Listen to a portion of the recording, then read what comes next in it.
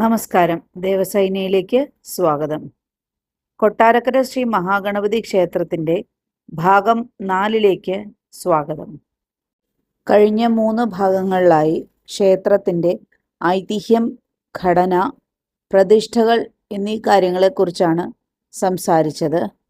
ഇനി നിത്യപൂജകളെക്കുറിച്ച് സംസാരിക്കാം. നിത്യേന 5 പൂജകളും 3 ശീവേലികളുമുള്ള മഹാക്ഷേത്രമാണ് കൊട്ടാരക്കര ശ്രീ മഹാഗണപതി ക്ഷേത്രം അഥവാ മണികണ്ഠേശ്വര ശിവക്ഷേത്രം.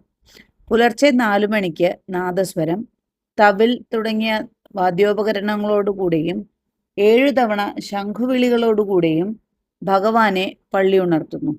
അതിനുശേഷം 4:30-ക്കാണ് നട തുറക്കുന്നത്. ആദ്യത്തെ ചടങ്ങ് പതിവ് പോലെ നിർമ്മാല്യ ദർശനമാണ്. 10 മിനിറ്റ് നീണ്ടു നിൽക്കുന്ന നിർമ്മാല്യ ദർശനത്തിന് ശേഷം അഭിഷേക ചടങ്ങുകൾ തുടങ്ങുകയായി. എണ്ണ, ജലം തുടങ്ങിയ ദ്രവ്യങ്ങൾ ഉപയോഗിച്ച് വിശദമായ അഭിഷേകത്തിന് ശേഷം മലർ, ശർക്കര, കദളിപ്പഴം എന്നിവ നിവേദിക്കുന്നു.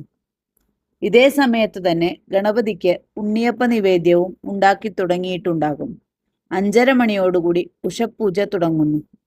ഏകദേശം അരമണിക്കൂർ നീണ്ടു നിൽക്കുന്ന ഉഷപൂജ ആദ്യം മഹാദേവനും പിന്നീട് ദേവിക്കും അവസാനം ഗണപതിക്കുമാണ് നടത്തപ്പെടുന്നത്. അതിനുശേഷം സൂര്യോദയ സമയത്ത് എതിരേറ്റു പൂജയും ഗണപതി ഹോമവും നടത്തും. രാവിലെ 7:15-ന് ഉഷശീവേലി. തൻ്റെ ഭൂതഗണങ്ങൾക്ക് അന്നം നൽകുന്നത് ഭഗവാൻ നേരിട്ട് കാണുന്നു എന്ന സങ്കല്പത്തിലാണ് ശീവേലി നടക്കുന്നത്. നാലമ്പലത്തിനകത്തും പുറത്തുമായി സ്ഥിതി ചെയ്യുന്ന ഇവരെ പ്രതിനിധീകരിക്കുന്ന ബലിക്കല്ലുകൾ മുഴുവൻ ബലി തൂകി ഒടുവിൽ പ്രധാന ബലിക്കല്ലിലും ബലി തൂകി ശിവേലി അവസാനിക്കുന്നു. അതിനുശേഷം 9 മണിയോടെ പന്തീരടി പൂജ നടക്കുന്നു. നിഴലിന് 12 അടി നീളം വരുന്ന സമയത്ത് നടക്കുന്ന പൂജയായതുകൊണ്ടാണ് പന്തീരടി പൂജ എന്ന പേര് വന്നത്. ഈ സമയത്ത് തന്നെയാണ് ശിവനുള്ള പ്രധാന വഴിപാടുകൾ ധാര തുടങ്ങുന്നത്. പിന്നീട് 10 മണിയോടുകൂടി നവകലശ പൂജയും അതിനുശേഷം നവകാഭിഷേകവും നടക്കുന്നു. നിത്യനവകം നടക്കുന്ന അപൂർവം ക്ഷേത്രങ്ങളിലൊന്നാണ് കൊട്ടാരക്കര ക്ഷേത്രം. 10:30 മണിക്ക് ഉച്ചപൂജ തുടങ്ങുന്നു. ഉഷപൂജയുടെ അതേ ക്രമത്തിലാണ് ഉച്ചപൂജയും നടക്കുന്നത്. 3 നടകളിലുമായി അരമണിക്കൂർ നേരം നടക്കുന്ന ഉച്ചപൂജയ്ക്ക് ശേഷം 11 മണിയോടുകൂടി ഉച്ചശീവേലി നടത്തും. ഉഷശീവേലിയുടെ അതേ ചടങ്ങുകളാണ് ഇതിനും. ഉച്ചശീവേലി കഴിഞ്ഞ് 11:30 മണിയോടുകൂടി നട അടയ്ക്കുന്നു. വൈകിട്ട് 5 മണിക്ക് വീണ്ടും നട തുറക്കുന്നു. സന്ധ്യയ്ക്ക് സൂര്യാസ്തമയമനുസരിച്ച് ദീപാരാധന നടത്തുന്നു. ക്ഷേത്രത്തിനകത്തും പുറത്തുമുള്ള ദീപങ്ങളെല്ലാം ഈ സമയത്ത് അലങ്കൃതമാകും. ഉഷപൂജയുടെയും ഉച്ചപൂജയുടെയും അതേ ക്രമത്തിലാണ് ദീപാരാധനയും നടത്തപ്പെടുന്നത്. ദീപാരാധന കഴിഞ്ഞാൽ രാത്രി 7:30 മണിയോടുകൂടി അത്താഴപൂജ തുടങ്ങും. ഇതും ഉഷപൂജയുടെയും ഉച്ചപൂജയുടെയും അതേ ക്രമത്തിലാണ്. അതിനുശേഷം 7:45-ന് അത്താഴ ശീവേലി. ഉഷശീവേലിയുടെയും ഉച്ചശീവേലിയുടെയും അതേ ക്രമത്തിൽ നടത്തപ്പെടുന്ന ഈ ചടങ്ങും കഴിഞ്ഞ് രാത്രി 8 മണിയോടുകൂടി നട വീണ്ടും അടയ്ക്കുന്നു. ക്ഷേത്രത്തിൽ മേൽ വിവരിച്ച എല്ലാ പ്രധാന ചടങ്ങുകളും ശിവനാണ് നടത്തപ്പെടുന്നത്.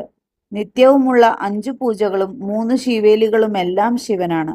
ഗണപതിക്കും പാർവതിക്കും 3 പൂജകളേ ഉള്ളൂ. എങ്കിലും ഭക്തജന വിശ്വാസമനുസരിച്ച് ഗണപതിക്ക് കൂടുതൽ പ്രാധാന്യം ലഭിച്ചു. നട തുറന്നിരിക്കുന്ന സമയം മുഴുവൻ ഉണ്ണിയപ്പത്തിന്റെ ഗന്ധം ക്ഷേത്രത്തിൽ പരക്കുന്നുണ്ടാകും. നിരവധി ഭക്തർ ഇതിനായി മാത്രം ഇങ്ങോട്ടെത്താറുണ്ട്. സാധാരണ ദിവസങ്ങളിലെ പൂജാക്രമങ്ങളാണ് ഇവിടെ സൂചിപ്പിച്ചത്. വിശേഷ ദിവസങ്ങളും ഉദയാസ്തമന പൂജയുള്ള ദിവസങ്ങളിലും ഗ്രഹണം നടക്കുന്ന ദിവസങ്ങളിലും ഇവയ്ക്ക് മാറ്റം വരും. ഉദയാസ്തമന പൂജയുള്ള ദിവസങ്ങളിൽ ഉണ്ണിയപ്പം വഴിപാട് ഉണ്ടാകാറില്ല.